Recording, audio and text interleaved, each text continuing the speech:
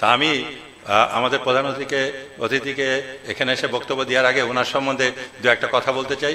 কারণ ওনাকে আমরা সবাই চিনি এবং আমরা সবাই কিন্তু বাংলাদেশে যারা হেলথ সেক্টরে কাজ করেছেন তাহলে আমার প্রথম জীবনে আমি যখন মেডিকেল প্রমোশন অফিসার হিসাবে চাকরি শুরু করি, আমার প্রথম একটা উদ্দেশ্য ছিল আইপিজিএমআর এ ভিজিট করে প্রফেসর টি.এইচ. চৌধুরী স্যারের সাথে একটা সাক্ষাৎ নেওয়া যায় কিনা, একটা দেখা করা যায় কিনা।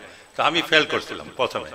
আমি কয়েকদিন ধরে চেষ্টা করেছি, ওনার রুমে ঢোকা যায় না, উনি তখন ডাইরেক্টর আইপিজিএমআর। তো আমি একটা বুদ্ধি বের করলাম যে রুমের বাইরে দরজায় দাঁড়িয়ে থাকলে উনি কি বলেন। তো উনি সকালবেলায় যখন আর্লি মর্নিংয়ে রুমে ঢুকে দেখেন আমি দাঁড়ায় আছি, তখন দাঁড়ায় থাকা অবস্থায় উনি ডাক দিয়ে বললেন, আপনি রুমের ভিতরে আসেন, কি বলেন, আপনি কি বলতে চান। তা আমি বললাম আমি একটা কোম্পানিতে চাকরি করি, তো সেই কোম্পানির কিছু প্রোডাক্ট সম্বন্ধে কথা বলতে চাই, আর অ্যাট দ্য সেম টাইম আপনার সাথে একটা দেখা করা আমার একটা অবজেক্টিভ ছিল, সেটা সাধন করা। তো উনি আমাকে বসতে বললেন এবং আমার কথা শুনলেন। So that was my first experience of meeting professor doctor T. H.. Chowdhury.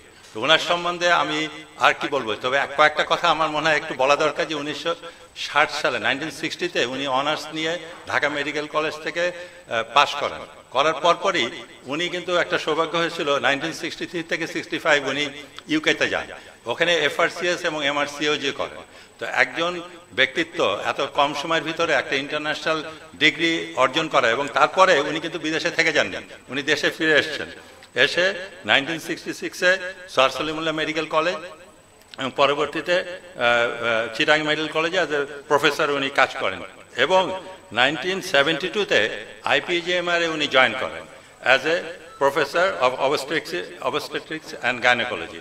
এবং আইপিজিএমআর-ই আজকে আমাদের বঙ্গবন্ধু শেখ মুজিব মেডিকেল ইউনিভার্সিটি আমাদের গর্ব এবং একটা অত্যন্ত বড় প্রতিষ্ঠান। এই প্রতিষ্ঠানে উনি শুধু কাজ করেন নাই, উনি ডিরেক্টর অফ দ্যাট ইনস্টিটিউট ছিলেন লং 1987 থেকে 94 পর্যন্ত। He was that director of that institute. সেই সময় আমার সাথে আমি ওনাকে আসলে দেখা করার সুযোগটা পাই। আমি যখন আমার কর্মজীবন শুরু করি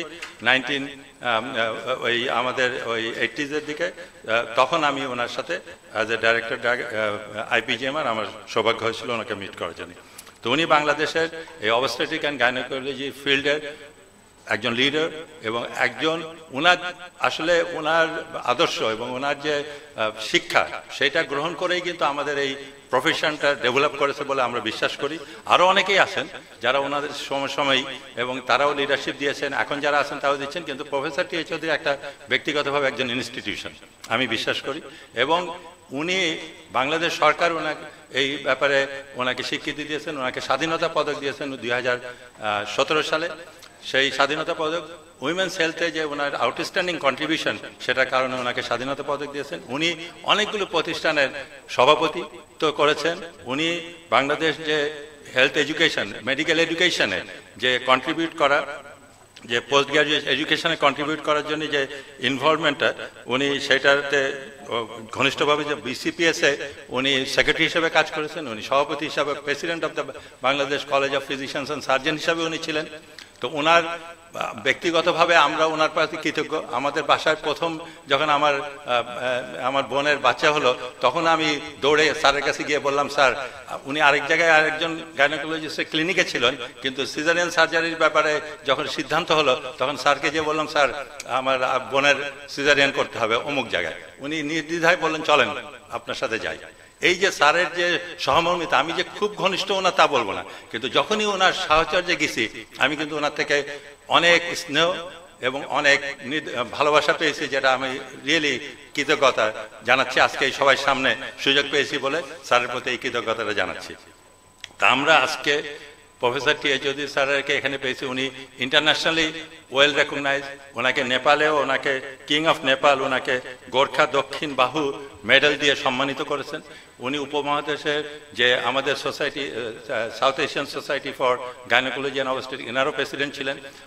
এবং আমাদের অনেকগুলো, আমরা ইউনিমেড ইউনিহেলথ থেকে যে কার্যক্রম করি তার ভিতরে কতগুলো সোসাইটির সাথে আমরা অনেক আনুষ্ঠানিকভাবে জড়িত, এবং তার ভিতরে সোসাইটি ফর সেক্সুয়াল মেডিসিন, সেটার সাথে আমরা জড়িত as one of the organiser. সেখানেও স্যারের একটা ভালো কন্ট্রিবিউশন। উনি কয়েকটাতে অ্যাটেন্ড করেছেন এবং উনি বাংলাদেশে এই যে ইনফার্টিলিটি নিয়ে যে কাজগুলো হচ্ছে সেটাতে কি দিক, উনি প্রেসিডেন্টও ছিলেন বাংলাদেশ ইনফার্টিলিটি সোসাইটি। তো সব মিলে স্যারের বিভিন্ন দিকে যে কন্ট্রিবিউশন সেটা আমরা আবারও আজকে স্মরণ করতেছি, আমরা সবাই জানি, কিন্তু আমি মনে করলাম আজকের এই যে 62 বছর স্যার যে কন্ট্রিবিউট করেছে in the field of after graduating from Dhaka medical college, আজকে কিন্তু 62 ইয়ার্স প্লাস হয়ে গেছে। তো এই সময়টায় তো উনি বাংলাদেশের হেলথ সেক্টরে একটা বিরাট একটা অবদান রেখেছেন। তো তার জন্য আমরা বিশ্বাস করি যে আমরা ভবিষ্যতে যতদিন স্যার থাকবেন ততদিনে আমাদেরকে এই সুযোগটা দিবেন, ওনার লিডারশিপকে আমরা গ্রহণ করেই আমরা এগিয়ে যাব এই ইন দিস ফিল্ড। এবং আজকে অঙ্কোলজি নিয়ে যে কথাগুলো আমার বোন বললো এবং সেখানে যে কাজগুলো করতেছে সেখানেও আমি মনে করি স্যারের যে আজকে প্রেজেন্সটা, এই যে মলিকুলার ডায়াগনস্টিক্স এবং ফিউচারে ইমিউনোথেরাপি এবং সেল থেরাপি এসব ব্যাপারে যে কাজগুলো হবে সেটাও আমরা স্যারকে অবহিত করব এবং ওনার যে দিক নির্দেশনা এই ব্যাপারে সেটাও আমরা ওনার থেকে চাইব এবং উনি যেভাবে বলবেন সেইভাবে আমরা কাজগুলো করবে বলে আমরা প্রতিজ্ঞাবদ্ধ। তা আমি আর দীর্ঘায়িত করব না আমার বক্তব্য। স্যারকে তো আমি ইন্ট্রোডিউস করলাম, স্যারের কাছে আমাদের অনুরোধ যে ভবিষ্যতে যেন আপনাকে আপনার সময়টা আমরা পাই। বাংলাদেশের পেশেন্টরা আপনার থেকে বেনিফিট পেয়েছে, আমরা ফ্যামিলি ওয়াইজও আপনার থেকে বেনিফিট পেয়েছে এবং পুরো জনগণ আপনার বেনিফিট পাচ্ছে। তো আপনার দীর্ঘায়ু আমরা কামনা করি, যতদিন আপনি থাকবেন, সুস্থ থাকবেন, ভালো থাকবেন, আমরা সেই কামনা করি এবং আজকে দোয়া করছি যেন আপনার আল্লাহ তাআলা আপনাকে যে সেই সুযোগটা দেয় যাতে আরও দেশের কল্যাণে আপনি আরও সময় দিতে পারেন। তো আজকে আমরা in recognition of your outstanding services আমরা ছোট্ট একটা ক্রেস্ট আপনাকে দিতে চাই, আপনি যদি অনুমতি দেন স্যার। স্যার